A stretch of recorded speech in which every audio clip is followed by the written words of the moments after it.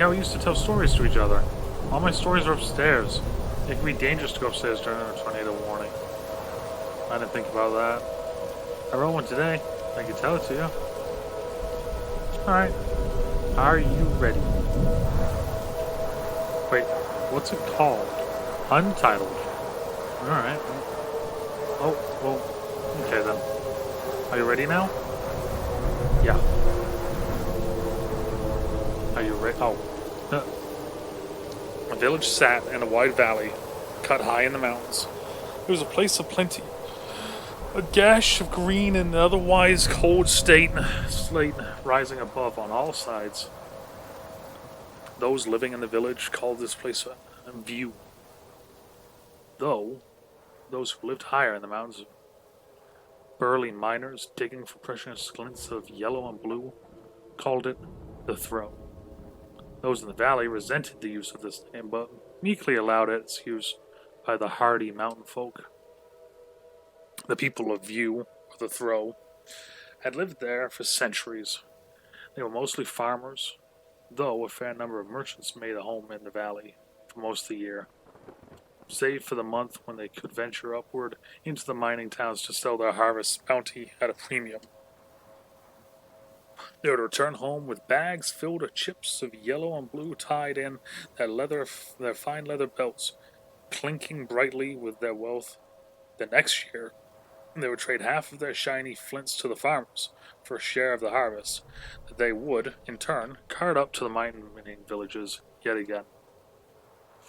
Food flowed up and outward from the valley, and the yellow and blue would trickle down, gathering in the valley like a collection basin. This continued for hundreds, perhaps thousands of years. Dozens of generations of farmers, fathers, and merchants' sons were born, grew wealthier with the mountain's precious stone, and were buried beneath the plush pasture of the valley, until the beast descended. The mining folk in the higher reaches of the mountains had passed tales of the beast around for as long as the history stretched. At the highest peak of the northernmost mountain, they said lived the beast. It watched in all directions through slit eyes, biding its time until it would enact a calamity. It was a nightmare of immense and terrible power. The miners would whisper a thing of abject cruelty.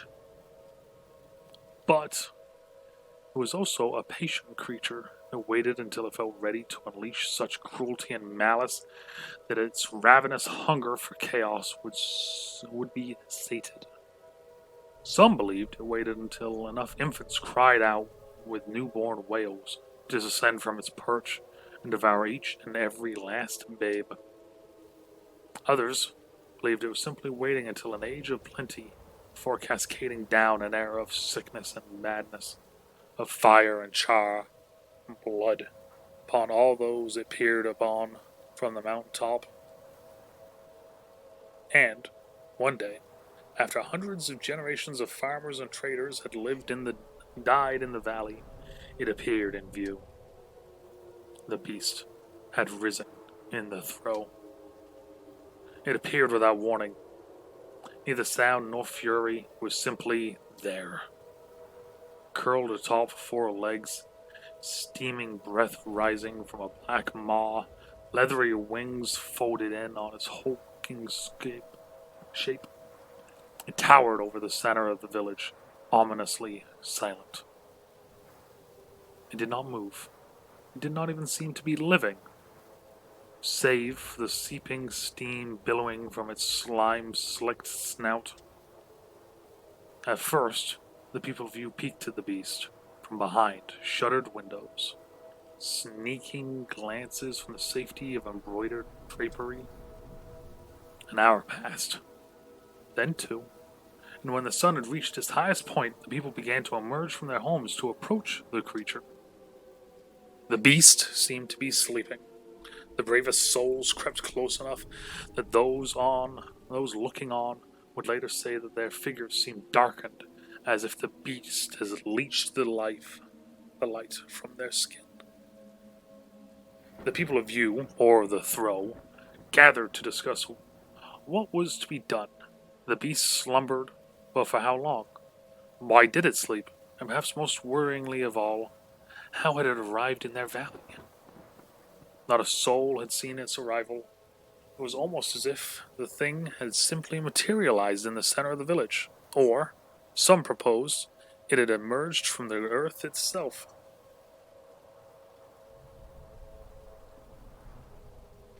But if that were the case, how had the soil, the valuable, rich, rare earth, the source of their plenty and their affluence, birthed such a terrible creature?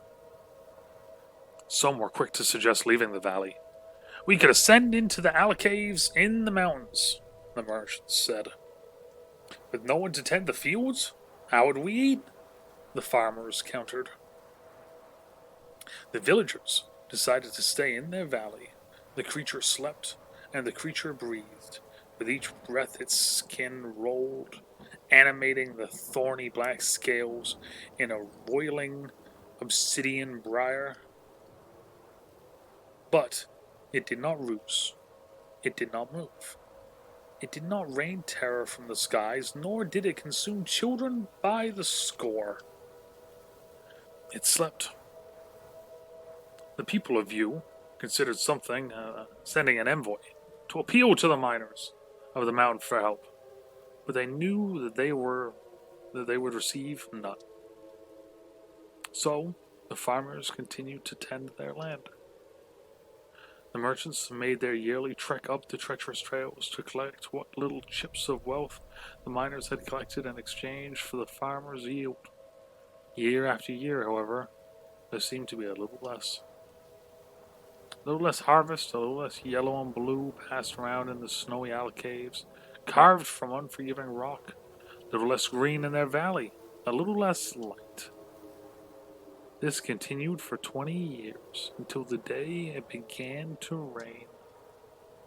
The people of View, or the Throw, watched the clouds roll in from the south.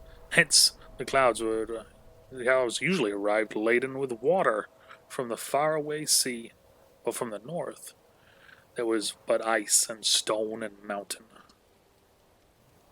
The rain draped the valley in a dampness that did not relent, but instead crept into every corner.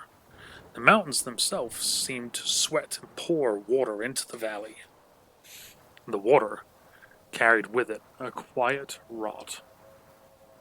The first harvest after the rains began produced a meager crop, and what little could be gathered was black with mold before the merchants had a chance to trade it for the yellow and blue.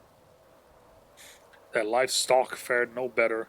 The animals began developing weeping sores that became infected and killed with a quick fever. That winter, the people of the Throw, or View, watched one another waste away as they began to starve. The people of View could delay asking for help no longer, sending an envoy into the mountains to appeal for assistance. They found the mines deserted. The people of View were truly on their own. The next harvest was worse. Even every last crop had turned mealy and infested before midsummer. By the end of the season, the last of their livestock were dead. The people of the Throw watched one another descend into a state of hungry madness, devouring the rotting wood, slowing from their homes in slimy heaps, and their fine leathered belts that once held yellow and blue, now sprouting spores of black mold. The village and its residents were rotting away. A group of villagers approached the beast after the last of their livelihood had perished, slogging through the swamp of waist-high mud to make a plea to the beast. We are sorry if we have offended you, mighty creature. We offer ourselves to you, in hopes that our sacrifice will satisfy your hunger. In unison, the villagers submerged themselves into the tarry mud, suffocating in the muck. The beast slept. As the rains from the north continued into the third year, the few remaining people in the Throw began to prophesy about the beast. It had come and brought with it great devastation. they could all agree. It had brought the rains from the north, and it had brought a rot to the village that would not relent. Squatting in what remained of their crumbling homes, they dreamt of the day that the beast would be satisfied, when it would wake and leave their valley and allow them to farm the land. They dreamt of the day that the miners would return, bringing with them precious bits of wealth. The time will come, they said, when the beast will wake from its slumber and spread its wings, reaching from one end of the valley to the other, and with a beat of those mighty wings it will ascend aloft a squall. And the wind will lift away our rot. The villagers waited for this day to come. A generation came and went, born into the rain and long rotten in the moldy dirt. A few survivors had long abandoned hope that the beast would return to its mountain perch. It was perpetual, a manifestation of their loss. The beast slept. Until it did not. The day the beast awoke, the villagers celebrated. They watched it stretch its long, horrible form into shape, hide shuddering as it shook the decades of rain from its thorny scales. They sang to the beast as it stood uncertainly and reared on its haunches, unfolding the scarred leathery wings from one of the valley to the other. The time of the beast's departure had finally arrived. The time had come for the cleansing wind. The beast beat its wings, emitting a tired and ugly groan as it lifted from the sodden earth. With a final sigh, it shot high into the air, sending a great gust of wind through the valley that toppled what dismal dwellings remained haphazardly standing. The valley was wiped clean. The villagers were knocked from their feet by the rush of wind. As they struggled upright, they felt the sun on their skin for the first time. They rejoiced, their pale forms dancing in a pitiful display of frailty. They could return to the ways of their ancestors. They could know plenty. They planted their first crop before the grass had even greened, with a newfound acuity for the hunger pains that plagued them constantly. But the grass did not wax green, and the crops did not grow. The decades of rain from the north had left the earth poisoned. There was no going back. They would not know plenty, nor would they silence the constant muttering of their stomachs. Their rot had been lifted. In its place, sterility. The sun shone, but it was upon a new land, a land turned to jagged, unforgiving slate, where perhaps bits of yellow and blue could be scavenged if one dug deeply enough to find a petrified leather belt. That's the end.